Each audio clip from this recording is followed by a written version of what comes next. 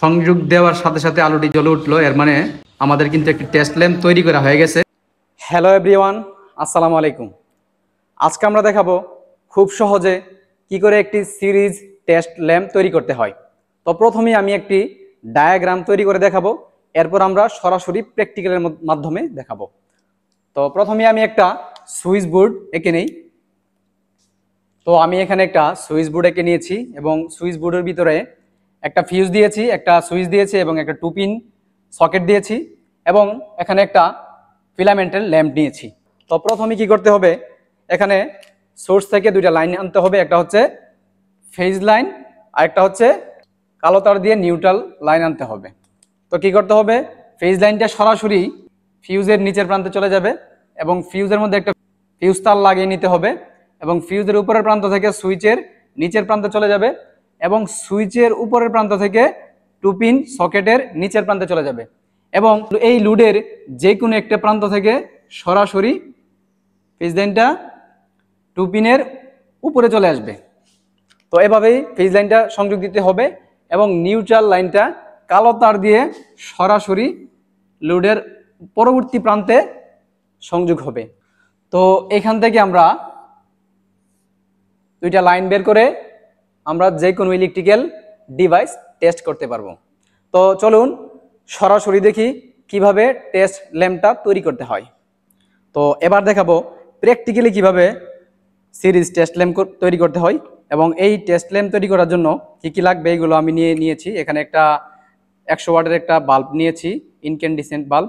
এখন এই বাল্বটারে আটকানোর জন্য একটা হোল্ডার নিয়েছি, আর এইদিকে আমি একটা ফিউজ নিয়েছি, একটা 2 পিন সকেট নিয়েছি এবং একটা সুইচ নিয়েছি, আর এদিকে একটা সুইচ বোর্ড নিয়েছি আর একটা 2 পিন প্লাগ নিয়েছি।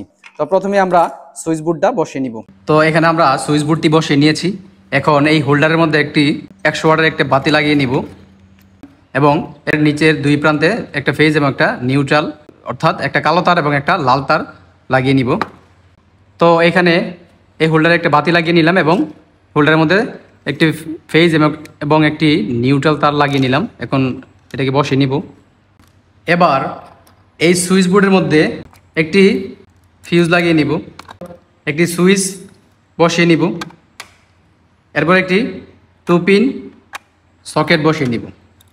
তো এখানে সুইচ বোর্ডের মধ্যে আমরা একটা ফিউজ লাগিয়ে নিলাম, একটা সুইচ লাগিয়ে নিলাম এবং একটা 2 পিন সকেট লাগিয়ে নিলাম। এখন ফিউজের নিচের প্রান্তে আমরা সোর্সের ফেজ লাইনটা দিয়ে দিব এবং ফিউজের উপরের প্রান্ত থেকে সুইচের নিচের প্রান্তে একটি কানেক্টর লাগিয়ে দিব, এরকম ছোট ছোট কানেক্টর দিয়ে, এবং সুইচের উপরের প্রান্ত থেকে 2 পিনের নিচের প্রান্তে যাবে একটা ফেজ এবং উপরের প্রান্ত থেকে একটা ফেজ সরাসরি আমাদের এই বাল্বে চলে যাবে।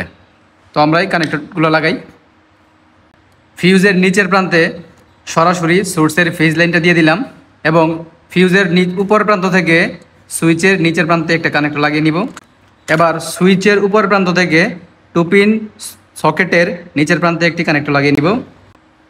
আবার বলছি, ফিউজের নিচের প্রান্তে আমরা ফেজ লাইন দিলাম সোর্সের এবং ফিউজের উপরের প্রান্ত থেকে সুইচের নিচের প্রান্তে একটি কানেক্টর লাগিয়ে দিলাম এবং সুইচের উপরের প্রান্ত থেকে 2 পিনের নিচের প্রান্তে একটি কানেক্টর লাগিয়ে দিলাম। এবার 2 পিনের উপরের প্রান্ত থেকে সরাসরি বাতিতে একটি ফেজ লাইন চলে যাবে। তো আমি এখানে আগে লাগিয়ে নিয়েছিলাম একটা ফেজ লাইন, তো এই লাইনটি লাগিয়ে দিব। তো আমাদের কিন্তু এখানে কিন্তু সিরিজ বোর্ডটা তৈরি হয়ে গেছে, দেখি আমরা আরেকবার। তো এই নিউট্রালটা কিন্তু সরাসরি সোর্স থেকে বাতির মধ্যে সংযোগ হয়ে গেছে। তো এই নিউট্রালটা আমরা ভিতর দিয়ে আনি সৌন্দর্যের জন্য, সুইচ বোর্ডের ভিতর দিয়ে নিয়ে আসি। তো নিয়ে আসলাম। তো এখানে এই সোর্সের মধ্যে আমরা একটা 2 পিন প্লাগ লাগিয়ে নিলাম পাওয়ার ইনপুট করার জন্য। তো এখানে আমরা একটা 6 পিন সকেট আছে, এই সকেট থেকে আমরা পাওয়ার ইনপুট দিয়ে দিব। দেওয়ার পর এখানে একটি 2 পিন সকেট আছে, এই সকেটের মধ্যে আরও একটি 2 পিন প্লাগ লাগিয়ে নিলাম এবং এই দিকে এই সুইচটা আমরা অন করে নিব। অন করার পর আমরা 2 পিন প্লাগের দুইটা প্রান্ত একসাথে সংযোগ দিয়ে দিব।